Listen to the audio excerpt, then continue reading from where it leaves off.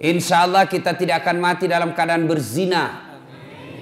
Duda dilarang menikah sama anaknya. Apa bapak menikah sudah tua bikin malu-malu. Menikah terus. Dengarin yang selalu larang anak bapaknya menikah yang sudah tua. Itu laki-laki bisa jadi umurnya pensiun. Tapi demi Allah jenis kelamin laki-laki tidak pernah pensiun. Kau larang menikah. Apa bapak mau menikah lagi sudah tua bikin malu-malu kita anaknya. Saya bisa urus makanmu, bisa urus pakaianmu. Apa? Satu yang tidak bisa kau urus itu. Akhirnya dilarang nikah. Beda kakek kita dulu ndak mikir lagi nikah setelah meninggal istrinya. Kenapa? Mereka ndak lihat lagi film-film porno. Sekarang film porno dinikmati semua. Kau larang menikah, syahwatnya naik. Tiap malam nonton itu. Akhirnya apa? Dia pergi ke Pekanbaru. Sewa perempuan. Makan obat kuat 2 biji. Dia makan, overdosis. Mati di atas perut. Insya Allah kita tidak akan mati seperti itu. Yang bisa membuat kita mati dalam keadaan kafir, baru saja kita makan uang haram. Nyogok, disogok, baru makan dagang-dagang nipu. Baru dia makan itu uang haram, kena serangan jantung, mati. Nauzubillah min dzalik. Termasuk anggota DPR yang terpilih karena nyogok 300.000 satu suara sampai 500.000 satu suara. Terpilih karena nyogok. Maka selama dia makan uangnya sebagai anggota DPR, selama itu dia makan uang haram. Ada di sini anggota DPR kira-kira di kabupaten kita yang terpilih karena nyogok? Ada kira-kira Pak? Banyak? Nah, kau salah kena. Kenapa kau pilih dong? Ya salah. Biar dia mau sogok kau, kalau kau tidak mau terima apa? Cuma kau larang dia menyogok tapi kau terima serangannya. Ada dia tulis di rumahnya siap menerima serangan fajar. Nauzubillah min dzalik. Jadi tentara, jadi polisi makan uang haram. Nyogok. Nauzubillah min dzalik. Siapa yang bisa mati dalam keadaan kafir? Contoh aja ini ya, contoh jangan marah. Sabung ayam didapat sama polisi. Wih, kenapa ada tengah hutan ini judi? Dikejar sama polisi. Jangan lari. Masih lari. Jangan lari. Masih lari. Terpaksa tembak peringatan. Bah! Masih lari, tembak 2 kali ke langit. Masih lari, tembak 3 kali. Masih lari, terpaksa dilumpuhkan. Tembak kakinya. Pah! Tembak kakinya. Kakinya ditembak, kepalanya dikena. Saya tanya temanku yang polisi, bagaimana ceritanya? Kakinya aku tembak, kenapa kepalanya dikena? Nah jauhnya itu pisah antara kaki dan kepala. Dia bilang soalnya waktu ditembak dia jongkok. Kepala. Ini polisi film India. Bukan polisi Indonesia. Polisi Indonesia orang baik ya. Jangan kau musuhi polisi Pak. Jangan. Adik-adik jangan musuh polisi. Anak STM. Jangan kau musuh polisi. Kalau motormu dirampok siapa yang kau datangi? Mobilmu dicuri siapa yang kau datangi? Imam masjid. Pret. Malah dia tahu. Saya pergi ceramah, macet mobil. Tidak bisa gerak, maju tidak bisa, mundur lebih-lebih. Siapa yang saya cari? Polisi lalu lintas. Saya sudah baca surah Yasin 2 kali, tidak gerak-gerak mobilku. Makanya jangan musuh polisi. Ya, rumah dirampok, istri bunuh, anak diperkosa, harta dijarah. Bapak pergi lapor ke polisi. Tolong Pak Polisi, cari pelakunya, tegakkan hukum. Apa dia bilang Pak Polisi? Mohon maaf, baru saja polisi bubar. Makanya jangan musuh polisi. Kalau polisi marah tidak bisa kita ceramah. Ya, pun kalau ada polisi yang minta-minta uang di jalan, Nah, itu polisi film India, bukan polisi Indonesia. Biar anak SMP diminta juga uangnya. Apa itu anak SMP uangnya juga bapaknya dicuri itu. Waqala idzan, Allah kemudian berfirman, Bismillahirrahmanirrahim. Ya ayyuhalladzina amanu dukhulu fis-silmi kaffatan wa la tattabi'u khutuwatis syaitan innahu lakum adu mubin. Wahai orang-orang yang beriman, masuklah engkau ke dalam Islam secara sempurna dan janganlah engkau ikuti langkah-langkah setan, karena sesungguhnya setan itu musuh yang nyata bagi kalian. Musuh kalian bukan ulama, musuh kalian bukan polisi, musuh kalian bukan tentara, musuh kalian bukan mahasiswa, musuh kalian adalah setan, dan sesungguhnya kata Allah, setan itu musuh yang nyata bagi kalian. Kira-kira ada enggak setan di tengah-tengah kita? Ibu-ibu, ada enggak setan di tengah-tengah kita? Ini masa ada orang lagi ceramah ini? Masa ada? Dalam masjid pula. Ada setan, Pak? Ada, setannya berupa handphone. Orang sudah ceramah masih sibuk.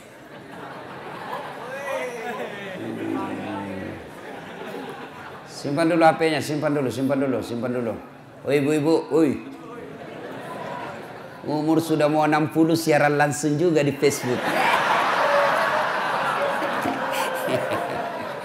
Simpan dulu HP, simpan dulu ya. Selama Bapak pegang handphone pasti tidak konsentrasi dengar ceramah. Pasti itu. Pasti Bapak lihat monitor, bukan saya yang Bapak perhatikan. Ya, simpan dulu HP-nya. Dan minta tolong kalau bisa jangan siaran langsung. Ya, rekam. Nanti kalau Bapak mau lihat rekamannya, lihat di channel saya. Yang pegang HP-nya selama saya menonton ceramah, saya doakan suaminya kawin lagi. Nah, baru disimpan HP-nya. Itulah perempuan takut sekali suaminya kawin lagi. Wa qala idzan, Allah kemudian berfirman, Bismillahirrahmanirrahim. Innallaha wa malaikatahu salluna 'alan nabi. Ya ayyuhalladzina amanu sallu alaihi wa sallimu taslima. Sesungguhnya Allah dan para malaikatnya berselawat kepada Rasulullah Muhammad sallallahu alaihi wasallam, maka wahai orang-orang yang beriman, berselawatlah kalian kepada Rasulullah dengan sebaik-baik selawat. Saya mau dengar, ayo, mana yang lebih kencang suaranya ibu-ibu di sini kan bapak-bapak. Ayo kita selawat bareng-bareng ya. Bisa? Bisa? Nah, bapak-bapaknya dulu diam, kita dengar dulu ibu-ibu. Ibu-ibu jangan mau kalah ya. Bapak diam semua, ibu-ibu. Yuk. Salatullah salamullah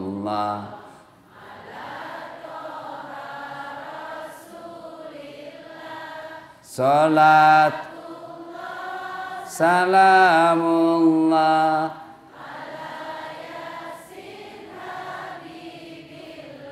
Alhamdulillah. Terima kasih Bu. Pak, itu tadi bukan keras. Itulah namanya syahdu. Syahdu, tidak kencang itu. Namanya syahdu. Suara begitu yang kasih nafsu laki-laki. Hanya ibu-ibu kalau kau diselpon suaminya orang, jangan kau mendayu-dayu. Assalamualaikum Ibu. Waalaikumsalam. Bagaimana suaminya orang tidak nafsu? Lagi di mana Ibu? Di rumah aja dong Pak. Lagi ngapain? Baring-baring dong. Bagaimana suaminya orang tidak kelepak-kelepak? Coba kalau ditelepon yang tegas. Assalamualaikum Bu. Waalaikumsalam. Lagi di mana? Di rumah. Lagi, kenapa kau tanya? Berhenti tidak telepon kau.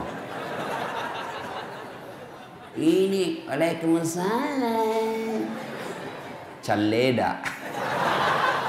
Ada juga orang Bugis di sini. Memang ini orang Bugis. Kemana-mana saya ceramah selalu banyak orang Bugis. Luar biasa. Saya pergi Pulau Kijang, banyak orang Bugis. Saya pergi Koleno, banyak orang Bugis. Saya pergi Tanjung Batu, banyak orang Bugis. Saya pergi sudut Kalimantan Timur namanya Bidu-Bidu, banyak orang Bugis. Saya pergi Singapura, malah ditulis Bugis Street. Jalan Bugis. Saya pergi Sabah, Sarawak, Malaysia, banyak orang Bugis. Begitu saya masuk penjara, banyak juga orang Bugis. Banyak orang Bugis. Ibu-ibu diam, kita dengar lagi nih bapak-bapak nih. Bapak-bapak ya, ayo Pak. Yang merasa dirinya jenis kelamin laki-laki, ayo selawat. Jangan mempermalukan laki-laki, ayo, ayo, yuk. Salatullah, salamullah, ala toha Rasulillah.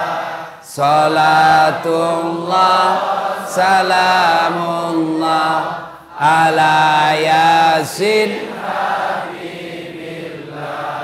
Alhamdulillah. Terima kasih ibu bapak, saudara-saudara sekalian yang insya Allah dimuliakan dan dirahmati oleh Allah Subhanahu wa ta'ala. Malam ini tema kita keluarga yang dirindukan oleh surga. Ya, keluarga itu terdiri dari 3 unsur, minimal 2, umumnya 3. Apa itu? 1 suami, 2 istri, 3 anak. Ini satu keluarga. Ya. Nah, untuk dirindukan oleh surga, maka ketiga unsur ini harus melaksanakan tugasnya masing-masing. Surga dunia maupun surga akhirat. Adakah surga dunia? Ada. Ada surga akhirat? Ada. Kewajiban kita percaya rukun iman, percaya kepada akhirat. Salah satu rukun iman yang 6 itu percaya kepada akhirat. Kalau orang tidak percaya kepada akhirat, maka dia akan melakukan apa saja semau-maunya. Nah, mari kita lihat. Untuk membentuk keluarga yang harmoni, yang dirindukan oleh surga, pertama, hati-hati milih pasangan. Hati-hati milih istri. Waspada milih suami. Bagaimana cara memilih istri? Bagaimana pedoman agama memilih suami? Kata Nabi, nikahilah seorang perempuan kalau dia perempuan. Nikahilah seorang lelaki kalau dia lelaki. Untuk apa? 4 hal. Jadi kalau dia laki-laki, nikahi perempuan karena 4 pertimbangan. Kalau dia perempuan, terima laki-laki karena 4 hal. Apa itu? Pertama kata Nabi, nikahilah dia dengan melihat 1, kecantikannya. Penting milih perempuan cantik. Penting milih laki-laki gagah. Kenapa? Karena hampir 24 jam di depanmu. Baru pulang kantor, dia lagi. Mau tidur kita, dia lagi di depan kita. Mau sarapan, ada lagi dia. Berarti kalau jelek, pasti cepat ganti casing. Iya toh? Maka penting cari perempuan cantik. Tapi tidak boleh menjadi pilihan utama. Kenapa? Karena cantik itu ada batasnya. Cantik itu ada waktunya. 17 tahun sweet 17, kau tersenyum, semua orang terpesona di komplek ini. 17 tahun. Tapi balik itu angka 17. 71 tahun. Kau tersenyum, lari cucumu. Kenapa? Dikira mau digigit. Apalagi zaman sekarang, jangan percaya cantik. Kenapa? Cantik bisa ditipu-tipu. Putih betul fotonya, mulus. Ternyata kamera 360. Cantik, tapi tipu-tipu. Hitam aslinya, ketemu aslinya. Putih di fotonya. Ketemu aslinya hitam. Mukanya putih betul. Hitam, lehernya hitam. Jangan percaya. Bisa ditipu. Coba lihat sekarang. Usia 70 tahun bisa dikasih mudah. Nampaknya seperti 50 tahun. Maka cantik penting. Tapi tidak boleh menjadi pilihan utama. Kenapa? Karena cantik itu ada batasnya. Yang kedua kata Nabi. Pilihlah dia menjadi istrimu. Karena keturunannya, penting melihat keturunan. tapi tidak boleh menjadi prioritas utama. Kenapa? Karena ada orang, bapaknya Nabi, anaknya pengkhianat. Belajar dari kisahnya Nabi Nuh. Ada orang bapaknya penyembah berhala, anaknya menjadi Nabi. Lihat kisahnya Ibrahim alaihissalam. Maka tidak boleh menjadi pilihan utama. Kenapa? Karena sejarah mengajarkan ada orang bapaknya pengkhianat, anaknya menjadi beriman. Ada pula bapaknya yang Nabi, justru anaknya berkhianat. Yang kedua, pilihlah dia menjadi pasanganmu karena kekayaannya. Penting mencari orang kaya, tapi tidak boleh menjadi prioritas. Kenapa? Kekayaan juga ada batasnya. Dia kaya bapaknya, tapi anaknya 13. Bagi warisan, habis. Menjadilah lelaki yang tidak menggantungkan harta dan kebutuhan rumah tangganya sama mertua. Ketika Anda terlalu menggantungkan kehidupan ekonomi dalam rumah tanggamu kepada mertua, maka kalian tidak akan independen, kalian tidak akan bebas, dan kalian akan selalu hidup di telunjuk jari mertuamu. Kau merdeka lah. Dan yang keempat kata Nabi, nikahilah dia karena apa? Karena agamanya. Lalu mahasiswa saya bertanya, Ustadz, kenapa agama nomor 4? Mestinya ke nomor 1. Betul, agama nomor 4. Tapi dia tidak titik di situ. Dia koma, lalu ditegaskan oleh Nabi, utamakan agamanya, karena dengan agama kau dapat keempat-empatnya. Untuk mendapat, dialah keturunan baik-baik, dia cantik, dia orang kaya, kemudian bagus agamanya. Kumpul empat-empatnya ini, 1000 perempuan belum tentu ada 1. Ada yang cantik mukanya, akhlaknya kesurupan. Ada lagi anak orang kaya, mukanya lagi hancur. Ada lagi keturunan baik-baik, miskin lagi. Untuk mendapat sempurna 4 sangat sulit. Kalau ada di Bengkalis ini, di komplek Duri ini, kalau ada ibu, tolong tunjukkan saya juga masih mau. Jatah kita kan 4 giga bos. Sayang kita dikasih 4 giga, kok cuma pakai 1 kuota weh. Sayang pak, mubasir 3 giga. Iya kan, 1 giga kabur gambar, hilang sinyal, tiba-tiba haid, hilang lagi sinyalnya.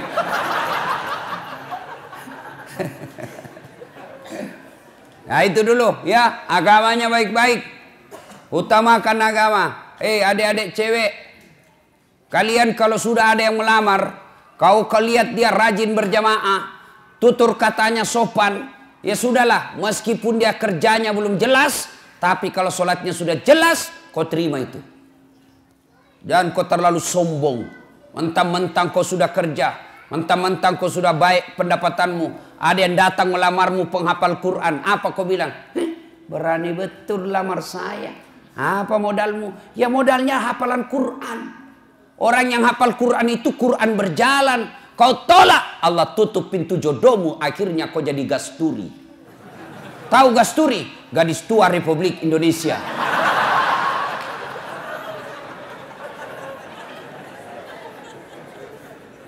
Bapak-bapak, nih bapak-bapak yang punya anak gadis.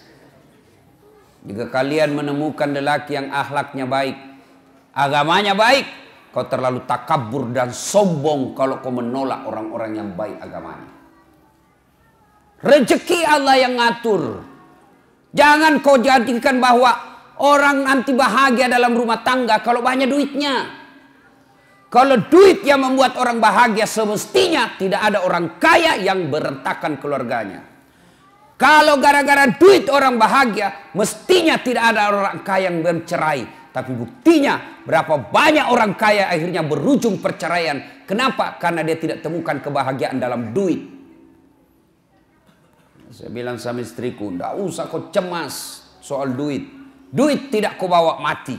Ngapain kau cemas soal duit? Duit kau tidak bawa mati. Langsung dia bilang membalik, langsung dia bilang, iya betul duit tidak dibawa mati. Tapi kalau tidak ada duit rasanya mau mati.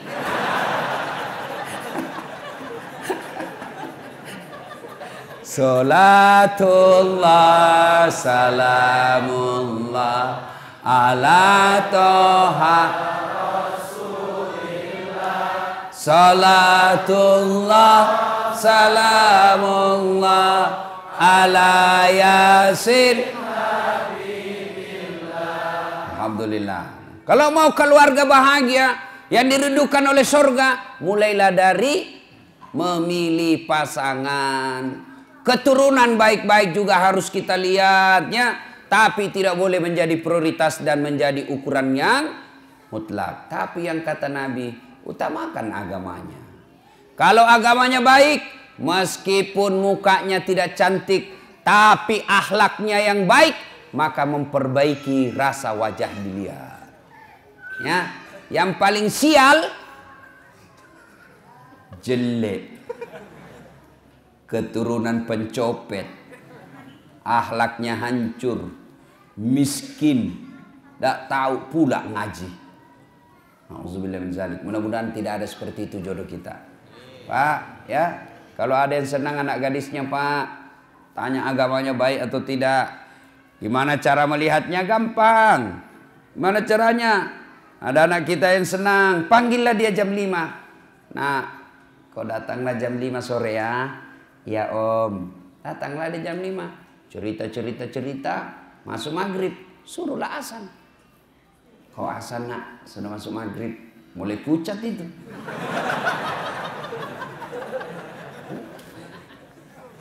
Sudah asan, nah, suruh imam sholat. Nah, sekalian kau imam sholat maghrib. Sebentar lagi kau akan menjadi imam bagi anak saya. Saya kau mendengar, gimana kau imam? Kalau dia sudah jadi imam baca Al-Fatihah masih lancar. Begitu surah pendek, langsung dia ambil pilihan paling tepat. Kul huwallahu ahad. Sudah perlu mencurigakan itu, Pak.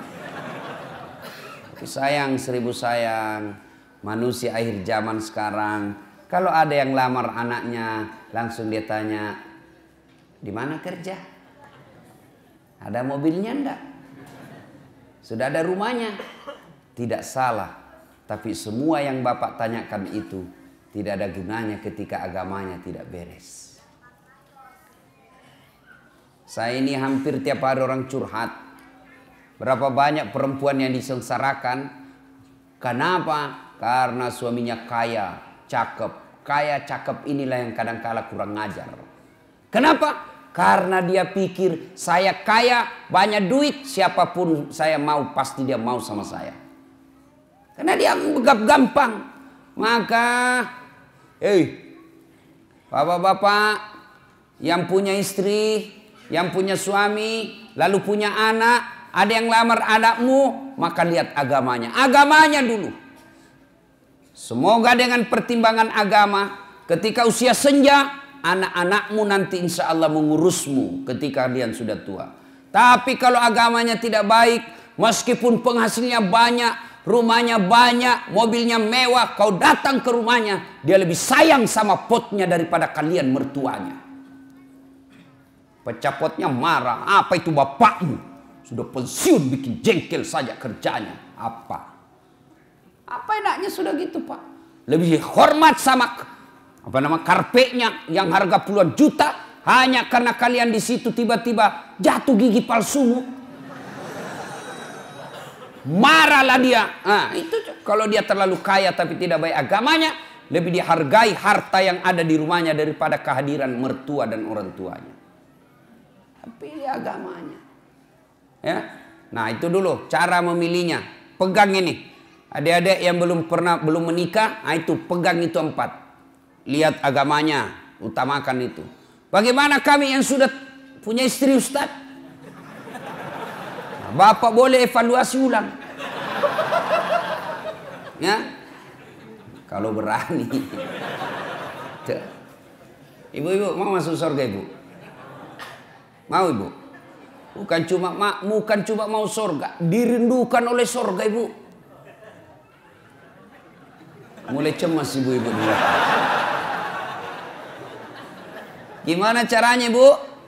suruh suami kawin lagi. Oh, langsung dia bilang, banyak jalan menuju surga Ustadz. Memang banyak, tapi macet. Ini jalur pintas, tidak perlu kau tahajud tiap malam. Dia bilang, sakit hati sih Ustadz, berat Ustadz. Memang ibu sakit hati, sebab hadiahnya surga. Kalau tidak sakit hati, hadiahnya kipas angin. Ya, berikutnya. Suami harus tahu tanggung jawab kepada istri. Istri harus tahu tanggung jawab kepada suami. Anak melaksanakan kewajibannya kepada orang tua melaksanakan kewajibannya kepada anak. Ada sudah nikah. So, pertama, kewajiban istri. Nah, ibu-ibu mau menjadi istri yang soleha? Mau ibu? Kenapa cuma 17? Mau ibu? Nah, ibu kalau mau, nih laksanakan tugas-tugas istri yang soleha. Istri yang soleha itu selalu saya rumuskan menjadi satu kata. Istri yang soleha. Satu kata. Apa itu? Rena. Apa itu Rena Ustadz? Singkatan dari R, E, N, A, H. Rena. Apa itu Rena Ustadz? Satu, ramah. Maka istri yang soleha bertutur kata yang sopan santun kepada suaminya. Bicaranya santun, ngomongnya sopan, maka itulah istri yang baik. Ibu, ketahuilah, tidak ada suami yang senang ketika dikasari sama istrinya. Meskipun istrinya lebih banyak penghasilannya, meskipun istrinya lebih tinggi pendidikannya, meskipun istrinya lebih tinggi status sosialnya, tapi suami merasa saya lakimu, saya suamimu, saya kepala rumah tanggamu, tolong hormati saya. Makanya kadangkala kalau laki-laki sudah marah, dia kadang-kala bilang, saya tahu uangmu banyak. Saya tahu kau orang tua mau orang kaya. Saya tahu gajiku tidak seberapa. Tapi tolong hargai saya sebagai suamimu. Tuh laki-laki. Maka ibu kalau kau mau dapat kasih sayang suamimu, tolong hormati. Salah satu cara menghormatinya, jangan kau bicara kasar sama suamimu. Alangkah bahagianya seorang suami. Datang istrinya, datang suaminya cari nafkah. Disambut dengan kalimat dan sopan santun. Assalamualaikum kakandaku Arjunaku. Waalaikumsalam adindaku Sri Kandiku.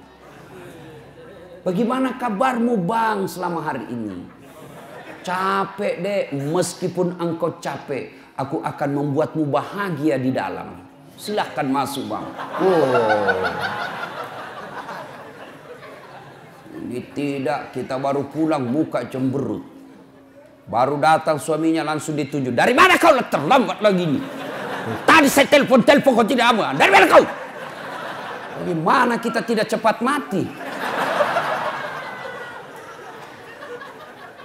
Ya, Bu. Maka ketika kita mendapat istri yang sopan berbicara, itulah surganya dunia.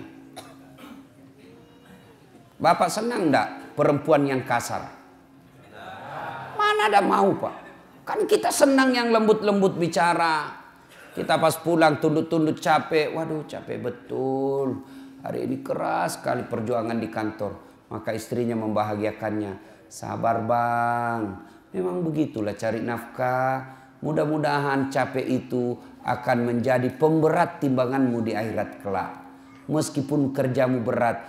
Tapi saya tetap meringankan segala kewajibanmu di dunia ini. Enak perasaan kita Pak. Baru kita datang capek di pasar rugi, di jalan macet, panas lagi. Baru kita datang dia bilang memang kau bego. Dagang kau rugi, bawa mobil tabrakan, nggak ada bego. Hancur kita punya harga diri, dibego-begoi sama istri. Iya kalau dia cantik, ini gendut.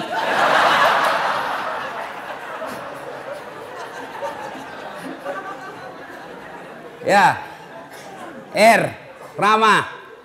Yang kedua, RE, apa itu? Elok. Istri yang soleha, maka dia berpenampilan cantik dan menarik di depan suaminya. Hai, bayangkanlah istrimu masing-masing.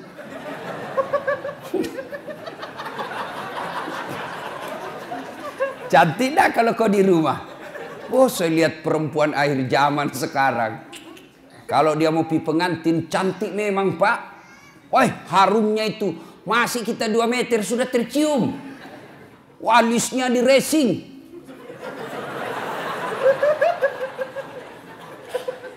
Gitu tuh. Saya lihat tuh di Facebook perempuan sekarang banyak yang palsu Pak. Alisnya tebal, palsu. Bibirnya merah, palsu. Pipinya kebiru-biruan, palsu. Matanya biru, palsu. Giginya rapi, palsu. Pantatnya gabus. Cantik memang kalau mau nepi pengantin, Masya Allah, cantik betul. Harum, klimis. Tapi kalau mau tidur sama suaminya, la haula wala quwwata illa billah. Kan kita ini membayangkan di kantor capek, berpikir kita di jalan macet. Kita berharap mudah-mudahan sampai di rumah kita dilayani dengan baik. Perempuan yang kita akan datangi membuat kita senang. Sampai di rumah dilihat istri di depan rumah pakai daster. Kelihatan tali BH. Dikasih tahu baru turun kita dari mobil. Oh, istri saya kok kayak gini. Iya tuh. Ditegur, kelihatan itu tali BH-mu, dilihat semua orang. Apa dia bilang? Jangan lihat BH-nya Pung. Yang penting rasanya bos. Ya, halo Bu. Bu. Ibu. Woi. Mau ndak dirindukan surga? Maka ketika kau tidur berpakaianlah yang cantik. Ayo Ibu terpraktek sebentar. Mau tidur kau seksi sebentar. Kalau perlu pakai baju renang.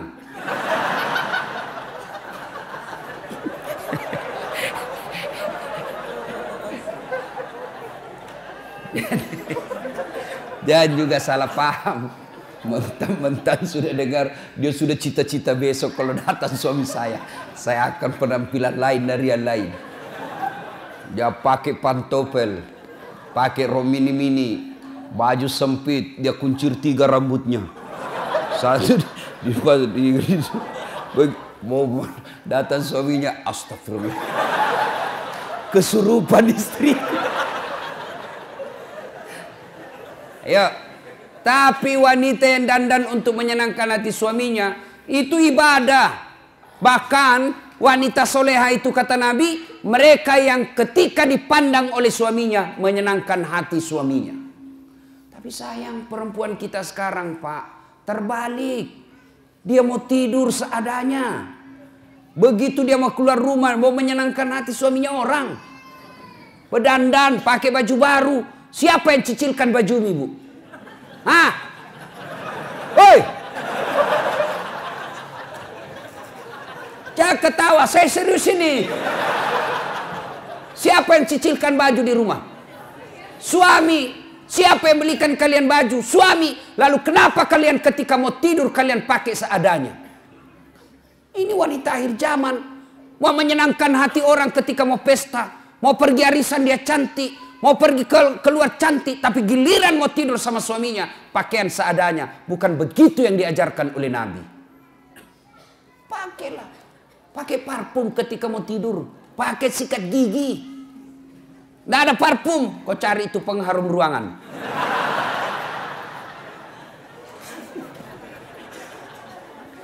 R-E-N. Apa itu N? Nikmat. Istri yang soleha pandai memasak makasakan kesenangan suami. Sayang 1000 sayang, wanita akhir zaman sekarang, mereka tidak mau belajar masak. Mereka tidak mau belajar masak. Perempuan-perempuan dulu ketika mau menikah dipanggil sama calon mertuanya. Nak, sini kau nak. Itu calon suamimu, anak saya. dia paling senang sayur kangkung. Besok dia marah, nih begini caranya, ini yang kau bikinkan, ini maksakan kesenangan anak saya. Dan itu memang ibu-ibu dulu, itu dia tahu semua masakan kesenangan anaknya. Ibu saya itu di kampung, dia bisa bedakan itu. Oh, kalau anak saya yang pertama itu ini dia senang. Itu anak saya yang ini dia senang ini. Dia tahu semua masakan kesenangan. Maka istri yang baik, maka dia tahu masakan kesenangan suaminya. Tidak bisa tiap hari, ya sudahlah sekali sebulan. Ketika kau sudah terima honornya suamimu, kau masaklah yang dia senang suamimu.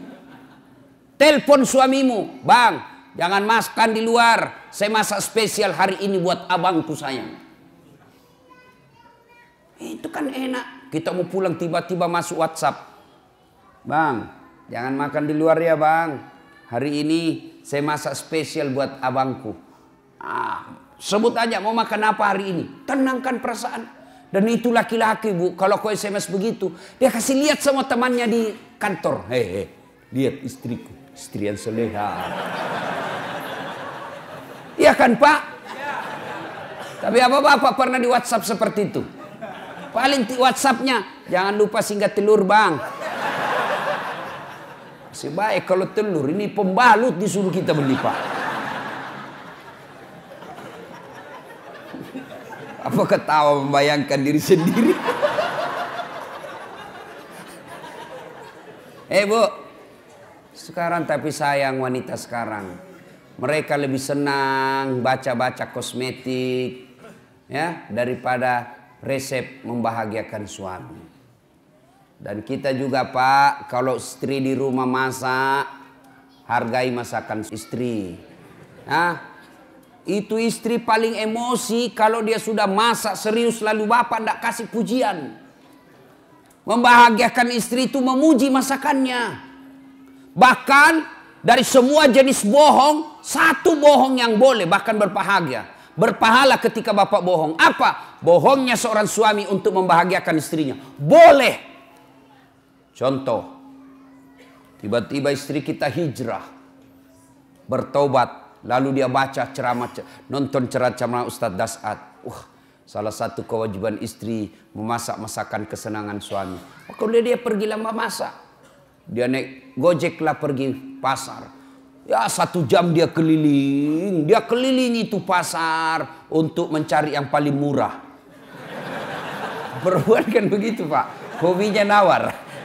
Beda 5.000 dia keliling pasar itu.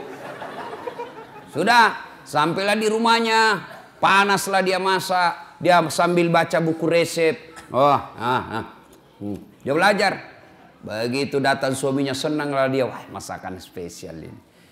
Begitu dicoba suaminya. Langsung dilihat istri. Kenapa bang?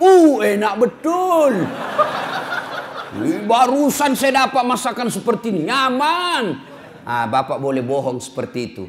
Bahkan Bapak akan menghancurkan perasaannya istri. Ketika Bapak terlalu jujur waktu itu. Goblok.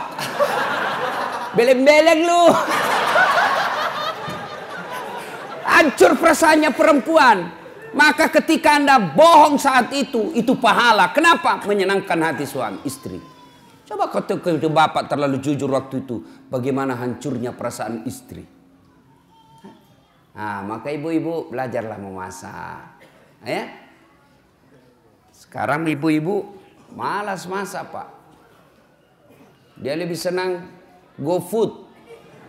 Tidak tahu kalau di sini apa ada itu ya makanan dibeli semua. Itu kalau kota-kota besar Pak semua dibeli. Sambal terasi pun yang sudah diulek-ulek dibeli Pak. 10.000. Semua dia beli. Lalu ibu bertanya, Ustadz, dosa enggak? Saya bilang selama suamimu ridha, tidak keberatan, tidak berdosa. Tapi ingat, tidak ada pahala yang bisa kau kumpul untuk masuk surga. Tidakkah ke pasar berkeringat itu pahala? Tidakkah mengulek-ulek itu kalian capek pahala? Tidakkah Anda ibu memasak itu pahala? Ketika proses itu tidak kita alami, proses membeli ke pasar, proses mengupas, proses memasak, proses menggoreng, tidak ada semua proses itu, maka tidak ada pahala yang kalian dapat Dan ketika pahala Anda tidak ada, maka apa harapanmu masuk ke dalam surga? Apakah orang masuk surga karena tidak punya dosa? Ibu-ibu, apakah orang masuk surga karena tidak punya dosa? Kalau orang masuk surga tidak punya dosa, maka tidak ada isinya surga kecuali Muhammad sallallahu alaihi wasallam. Hanya satu manusia yang tidak punya dosa, dialah baginda kita Muhammad sallallahu alaihi wasallam. Kalau kita ini, nih, muka-muka penuh dosa semua ini, Pak. Lalu kenapa orang bisa masuk surga? Ketika ditimbang pahalamu dengan keburukanmu, timbang punya timbang, ternyata lebih banyak pahala kebaikanmu daripada dosamu, akhirnya kau masuk surga. Itu sebabnya. Maka ibu-ibu, memasak adalah pahala. Maka mulai besok masaklah. Apa hebatnya kalau ibu memasak? Apa hebatnya kalau ibu-ibu memasak di rumah? Satu, jelas halalnya. Ibu masak jelas halalnya. Masakan di luar belum tentu halal. Ayam potong, hati-hati. Banyak ayam potong yang mungkin bangkai. Banyak ayam potong yang mungkin tidak halal. Kenapa? Karena yang memotong bukan orang Islam. Banyak ayam potong barangkali haram. Kenapa? Karena dipotong bukan atas nama Allah. Pernahlah saya melihat orang ayam potong, Pak. Dia potong ayam, tidak dia baca basmalah. Kan itu kalau orang potong ayam 1 ekor, 1 basmalah. Bismillahirrahmanirrahim. Ambil lagi, bismillahirrahmanirrahim. Ini penjual ayam potong. Dia potong ayam 30, Pak. Dia cuma bilang bismillahirrahmanirrahim kali 30. Tidak boleh, bos. 1 ekor 1 bismillah. Hai Bapak, saudara-saudara sekalian. RENA. Sekarang A. Apa itu A? Anggun. Istri yang soleha, cerdas. Ibu-ibu belajar. Kalau ibu tidak belajar, siapa yang didik anak? Ibu bahkan repot ketika ibu tidak punya pendidikan agama. Bagaimana cara mentransfer ilmu agama ke anak kalau tidak ada yang kita transfer? Ada ibu ditanya sama anaknya, "Mak, kenapa tahun lahirnya Nabi disebut tahun gajah?" Apa dia bilang mamanya? "Karena bukan tahun kambing, Nak."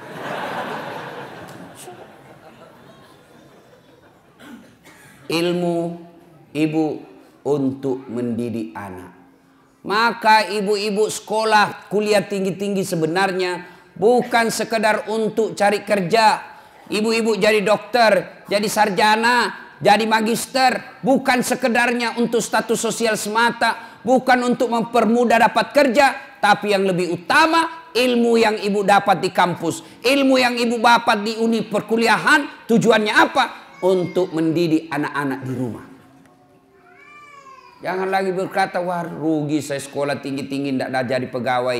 Tidak ada ruginya menuntut ilmu. Ilmu yang kita dapatkan di bangku kuliah, insya Allah kita akan tiriskan ke anak-anak kita. Harus belajar. Ibu juga kalau tidak belajar, dibodoh-bodohi sama suami. Suaminya alasan rapat, ternyata pergi merapat. Itu kalau ibu beleng-beleng. Yang kelima, istri yang soleha punya sifat H. Apa itu H? Hemat, pandai mengatur, memanajemen, mengelola keuangan keluarganya. Karena berapa banyak laki-laki akhirnya berurusan dengan aparat hukum dan dihina dan dipermalukan masuk penjara gara-gara apa? Istrinya tidak mensyukuri penghasilan suami. Apa kek kau sikat di kantor, Pak? Apa kek? Masa ini kita sudah 5 tahun menikah tidak pernah kau belikan seemas?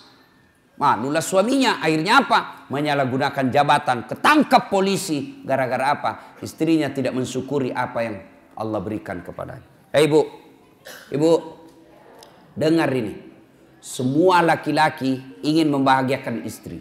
Semua kami laki-laki ingin memberikan apa yang diinginkan oleh istri. Belikan emas, belikan kamar yang baik, kasih sesuatu yang apa yang dia mau. Kasih intan berlian. Tapi apa boleh buat? Rezeki dari Allah, bukan kita yang ngatur, tapi Allah. Sama jenis kerjaan kita, sama pekerjaan kita, sama kantor kita, tapi demi Allah rezeki kita masing-masing beda. Ada 3 kewajiban Allah. Ada 3 hak Allah yang tidak boleh dicampuri oleh manusia. Itu rahasia Allah. Itu menjadi hak prerogatif Allah. Tidak boleh manusia campuri. 3. Apa itu? Jodoh. Ini rahasia Allah. Biar kalian mau sekali, kalau bukan jodoh tidak jalan. Pacaran 11 tahun, tidak jodoh, tidak masuk. Tapi kalau jodoh, baru kenal 2 bulan, jodoh ditangkap hansip, kasih nikah. 2. Ajal. Kalau sudah tiba saatnya, tidak bisa diundur dan tidak bisa dimajukan. Itulah ajal. Yang ketiga, rezeki. Rezeki ini Allah yang ngatur. Bapak ibu tidak usah cemas. Allah yang tentukan rezeki kita. Maka ibu, berapa penghasilan suamimu? Selalulah ucapkan Alhamdulillah. Bang, jangan menghalalkan segala cara bang. Saya istrimu, berapapun yang kau dapat, berapapun yang kau bawa ke rumah, saya ikhlas dan akan menerimanya dengan senang hati. Karena memang itulah rezeki yang Allah sudah tentukan untuk rumah tangga kita. Tenang kita suami. Nah, itulah jadi istri yang soleha. Ibu mau tahu lagi rahasia suami supaya dia tidak marah. Selain hargai dia, jangan bicara kasar, urus anaknya dengan sebaik-baiknya. Karena itulah prestasi terbesarnya seorang suami, anak.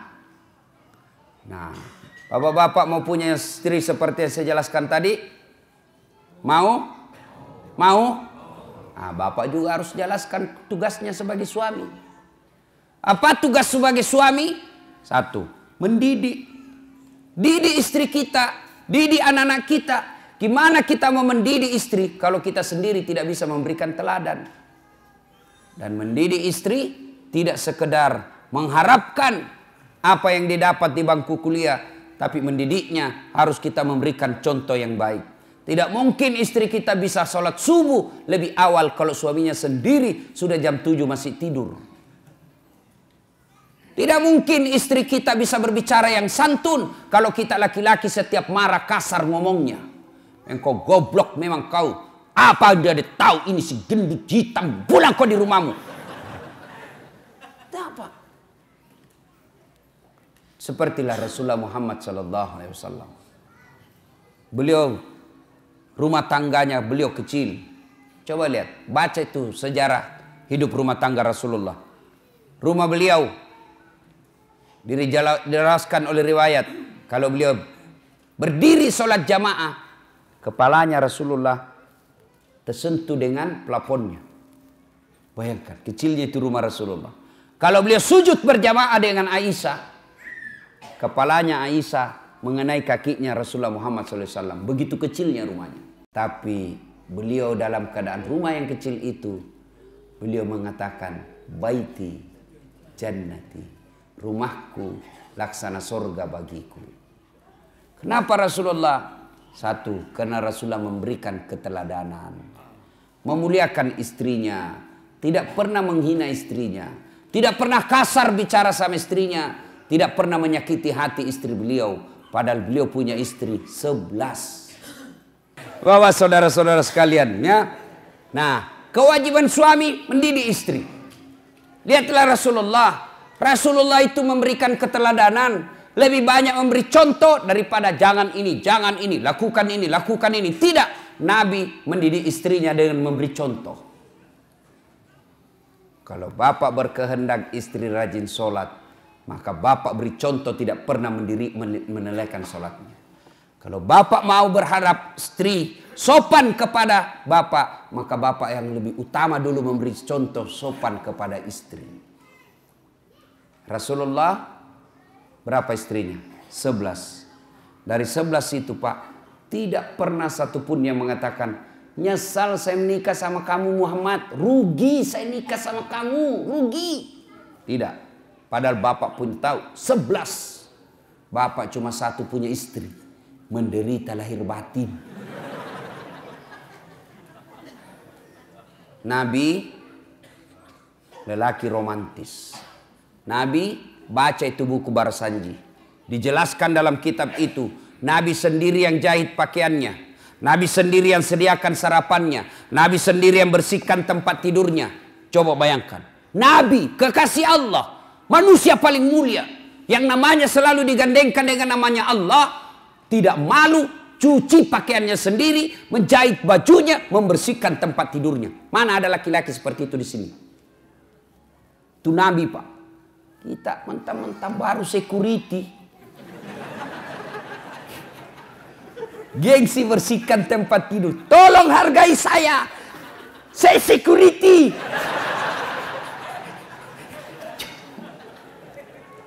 Itulah Rasulullah. Tidak malu bersihkan tempat tidurnya. Coba. Mulai besok, Pak, memperbaiki diri rumah tangga kita. Berikan contoh yang teladan yang baik. Jangan pernah kasar bicara sama istri. Nabi romantis. Begitu romantisnya Nabi. Masya Allah. Minum. Beliau kalau minum. Setiap minum begini. Coba saya kasih contoh ya. Oh, ini ada yang sudah terbuka. Misal Pak ya. Beliau minum. Bismillahirrahmanirrahim. Dia kasih istrinya. Hebatnya lagi, bekas bibirnya istrinya yang diminum. Jadi beliau minum, gini. Kasih lagi istri. Minum lagi seteteguk, kasih lagi istri. Hebatnya, bekas bibirnya istrinya. Coba kalau bapak minum bekas bibir istri. Kenapa bang? Bau betul mulutmu.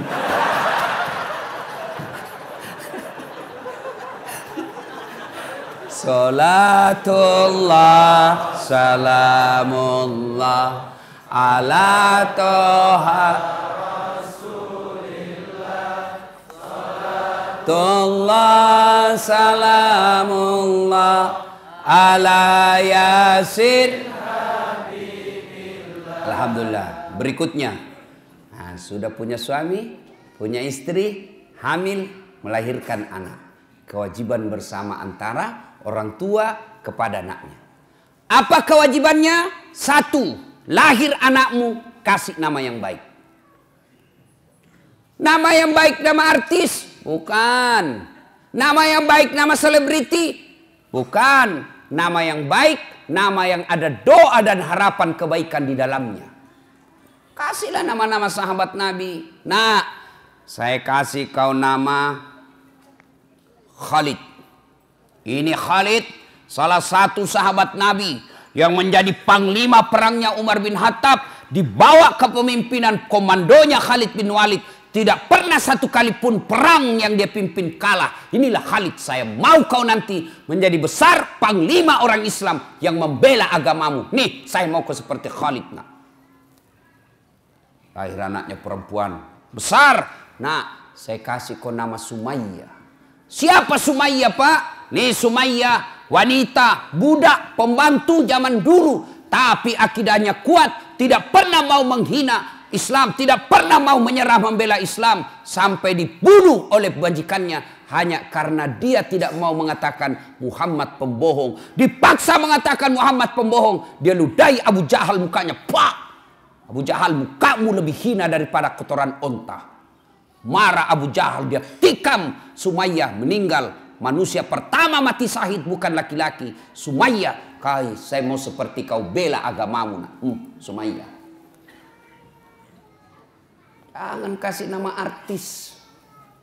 Apa artis? Iya kalau baik akhlaknya. Coba lihat artis-artis kita sebagian. Ramadan dia pakai kudung. Ramadan dia nangis-nangis, Pak. Selesai lebaran telanjang lagi pakaiannya. Mau anak-anak kita menjadi orang munafik seperti itu.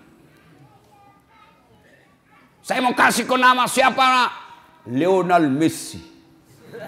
Supaya kau jago main bola. Apa jago main bola? Sampai sekarang saja PSSI selalu ribut.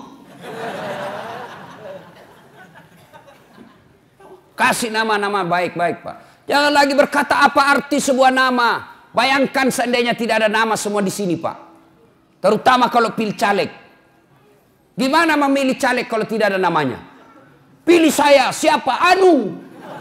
Pilih saya, siapa? Anu. Ini repot, Pak. Nama adalah simbol dalam ilmu komunikasi. Begitu Bapak dengar nama Dasat Latif, pasti apa yang ada di benak Bapak? Oh, Ustaz Beleng-Beleng. Ya kan? Itu simbol. Simbol. Nama dalam Islam nama adalah doa, nama adalah identitas. Coba saya kasih kau nama nak mutmainnah. Apa artinya mutmainnah? Jiwa yang tenang. Maka setiap orang memanggilnya mutmainnah, wahai kau jiwa yang tenang. Orang doakan. Kalian juga ini untuk seingat. Kalian yang punya nama Muhammad, jangan kau hina itu nama. Kalian yang punya nama Muhammad tapi sifatmu menghina Muhammad, kalian akan tanggung jawab nanti di akhirat. Marah itu yang menyandang nama Nabi. Dua, nama adalah identitas. Satu, nama adalah doa. Yang kedua, nama adalah identitas. Ciri. Coba Pak, kalau Bapak sebut nama, minimal saya bisa 2 tahun. Coba Bapak sebut nama. Misal, Bertus Ginting. Biasanya non muslim ini Pak. Iya toh? Iya. Dari nama saya bisa tahu. Muhammad Iqbal, pasti Islam. Bertus Ginting, non muslim. Yang kedua, suku. Dari nama saya tahu sukunya ini siapa. Siapa namamu? Ambot Dalle, Bugis. Ini tidak mungkin Ambot Dalle Jawa, tidak mungkin. Tidak mungkin. Paling kalau Jawa Margono, Jokowi, Jawa itu. Susilo Bambang Yudhoyono, Jawa Pak.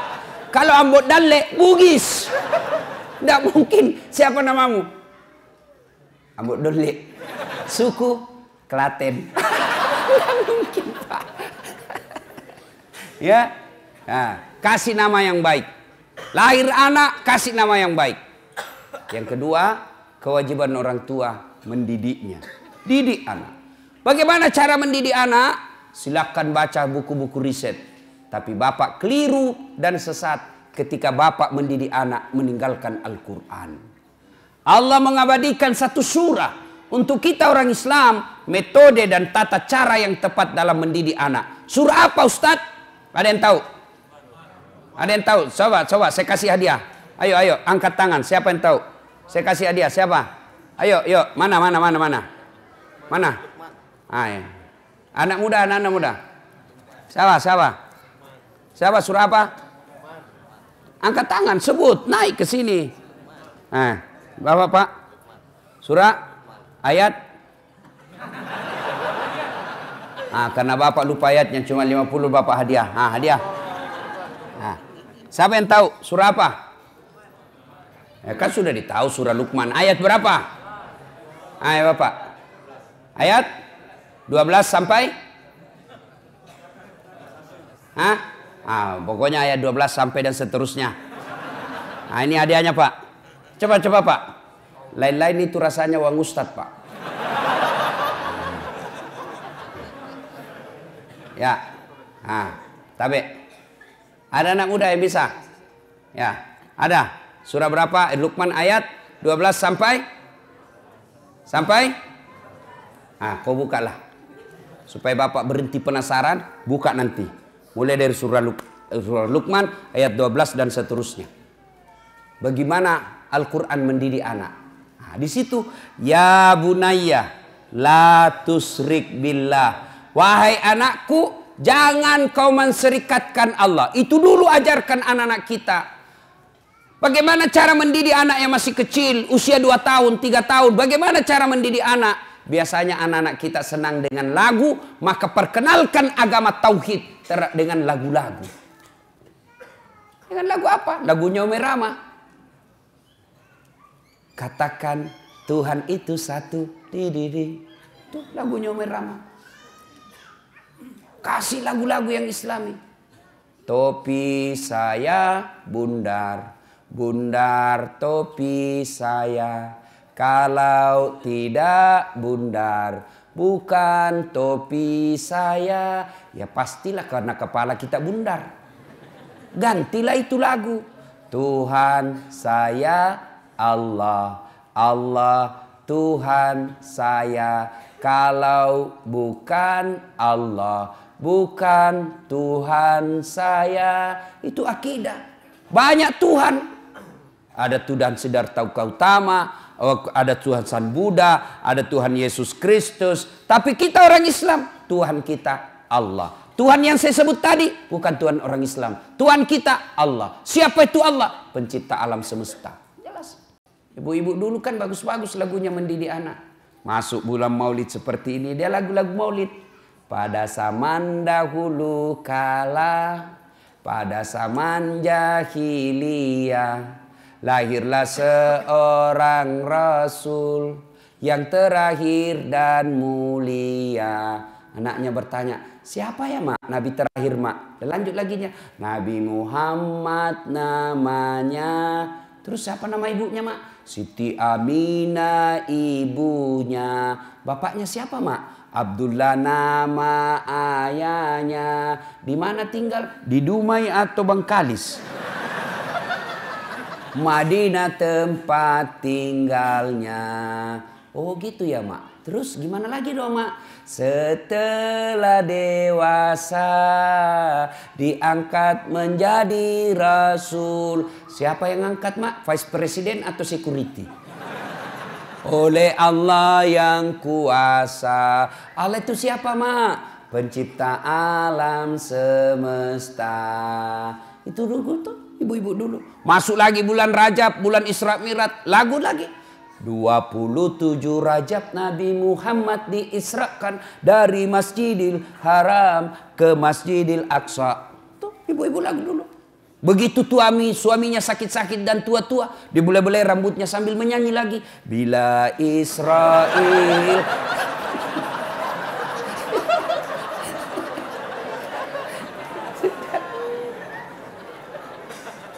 Saya zaman kecil kan lagu-lagunya Umi Rahma saya hafal-hafal Pak. Ebit GAD. Mungkin Tuhan mulai bosan melihat tingkah kita yang selalu salah dan bangga dengan dosa-dosa. Bangga dengan dosa-dosa.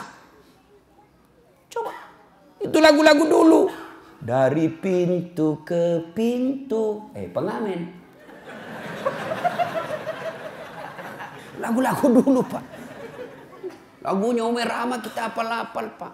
Mengapa minuman itu haram? Karena merusak kepikiran. Itu lagu-lagu dulu Pak. Sekarang lagunya anak-anak. Pulang-pulangku berbadan dua.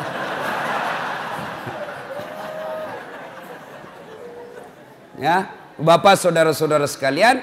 Nah, mendidik anak kita, didiklah dengan akidah, sampaikan pendidikan akidah, mendidiknya. Nah, yang ketiga, memberi makan.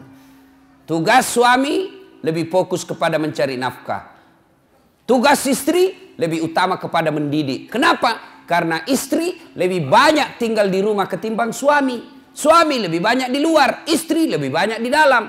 Apa tidak boleh istri cari nafkah? Boleh, tapi tujuan utamamu, tugas utamamu adalah mendidik anak. Tugas utama laki-laki cari nafkah. Karena cari nafkah lebih banyak di luar, maka tanggung jawab lebih utama mendidik anak kepada istri. Maka prestasi istri bukan menjadi ketua partai. Prestasi istri bukan sekadar menjadi ketua DPR. Tapi prestasi istri yang terbesar dan sangat mulia adalah ketika anaknya dilahirkan menjadi anak-anak yang soleh dan soleha. Kenapa negara kita hancur seperti ini? Pilih lagi pejabat bikin gaduh. Kenapa? Salah satu sebabnya karena orang tua gagal mendidik anaknya. Coba kalau orang tua semua berhasil mendidik anaknya, maka dia akan mendapat anak-anak yang soleh dan soleha, anak yang taat beragama, akhirnya jadi pejabat yang taat beragama. Ibu bapak saudara-saudara sekalian yang saya hormati. Memiliki keluarga yang dirindukan oleh surga, tentu harus berpedoman kepada Al-Quran. Maka tidak boleh menyandarkan rumah tangga semata-mata karena dunia semata. Karena dunia ini wa mal hayatud dunya illa mataul hurur. Dunia ini hanya tipu daya semata. Dunia ini tempat transit. Tujuan kita yang terakhir akan adalah sampai di akhirat. Kejarlah duniamu seolah-olah kau akan hidup selama-lamanya. Tapi jangan lupa kejar akhiratmu seolah-olah kau akan mati besok. Maka berimbang. Dunia tempat untuk mengejar akhirat. Akhirat adalah tujuan akhir kita. Jangan sampai terminal kita yang namanya dunia ini, tempat transit kita yang namanya dunia ini, kita menghalalkan segala cara, lalu kita melupakan tujuan akhir kita, yaitu akhirat. Dan pada akhirnya kita berharap masuk ke dalam surga, dikumpulkan anak istri kita masuk ke dalam surga. Innal munafikina fid-darkil asfali minan nar. Sesungguhnya tempat orang munafik itu ada di keraknya neraka. Siapa orang munafik? Ada 3 karakternya orang munafik. Dipercaya dia khianat, berbicara dia bohong, kemudian berjanji dia dusta. Nah, kita lihatlah ini.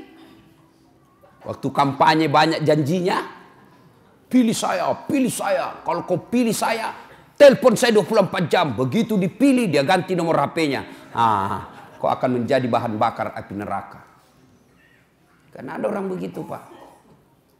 Kasihan. Dia pikir dunia ini adalah tujuan akhirnya. Jadi pejabat-pejabat pengkhianat. Jadi pejabat-pejabat yang korup. Maka nanti di akhirat kalian akan setengah mati menghadapi azab. Kalau Bapak berdosa sama saya, Pak, satu aja Bapak tempati bertobat. Datang saya maafkan, selesai persoalan. Tapi kalau Bapak menjadi pejabat, maka bukan cuma saya yang Bapak datangi semua pembayar pajak yang ada di Indonesia. Biasa saya lihat kalau ada pejabat korup, janji bohong, ketawa-ketawa, nyengir-nyengir, saya bilang, tunggu sakaratil mautmu. Tunggu, kau mau kemana? Kau pasti ketemu sakaratil maut. Dan ketika tiba saatnya, kalau dosa kepada Allah, Pak, gampang tobatnya. Saya kalau lihat pejabat yang nakal, bajingan, mengkhianat, saya bilang, kok bikinlah yang kau bikin. Kan Jibril kan pernah bernasihat sama Nabi. Muhammad, lakukan apa yang kau mau lakukan, tapi ingat pasti kau mati. Mau kemana? Nggak, saya lihat itu pejabat, bikin saja, kau kemana, pasti kau mati. Itu aja harapan kita, Pak, didoakan dia cepat mati. Tidak usah kita ribut-ribut. Kau mau kemana, Pak? Bapak dosa sama saya. Dosa kepada Allah gampang. Andai saja boleh kau memilih dosa. Dosa kepada Allah dengan dosa kepada tetanggamu. Dosa kepada rakyatmu. Lebih kau dosa kepada Allah. Kenapa? Dosa kepada Allah gampang tobatnya. Dosa kepada manusia susah tobatnya. Dosa kepada Allah. Menyesal, mengakui, tidak ulang. Ganti dengan kebaikan, selesai urusannya. Tapi kalau sama manusia, Bapak harus datang minta maaf sama yang Bapak pernah sakiti. Jadi bupati-bupati pengkhianat, seandainya dilihat itu, Pak, tanggung jawabnya sebagai pemimpin, tidak ada orang mau ikut pilkada, Pak. Susahnya jadi pemimpin, Pak. Di satu kabupaten ada yang menjual khamar dan orang pejabat tahu, maka semua dosa-dosa di situ dia tanggung itu pejabat. Kalau dosa kepada Allah gampang. Tapi kalau dosa kepada manusia, Bapak harus datang kepada seluruh rakyat minta maaf. Bukan cuma itu, kalau berkaitan dengan uang negara yang kau salah gunakan, kembalikan itu uang. Selama uang hasil jarahan itu kau ambil, selama itu tobatmu tidak diterima Allah. Dan pada saatnya nanti tiba, kita diadili, disuruh pikul itu mereka yang pernah mencuri uang negara. Misalnya pernah korupsi 2 miliar, disuruh pikul itu, Pak, 2 miliar. Kita lewat, ternyata rumahnya mewah hasil rampok. 2 miliar, dia bilang anak mahasiswaku, sedikit itu 2 miliar Ustaz, dikantongi aja kalau dolar Singapura. Saya aku bayangkan dolar Singapura, memang kau bisa kantongi 2 miliar dolar Singapura, tapi uang koin. Tapi itu uang koin 2 miliar, berapa karung kau pikul cilaka. Nah, Ibu Bapak, saudara-saudara sekalian, semoga Allah Subhanahu wa taala menjadikan kita penghuni surga.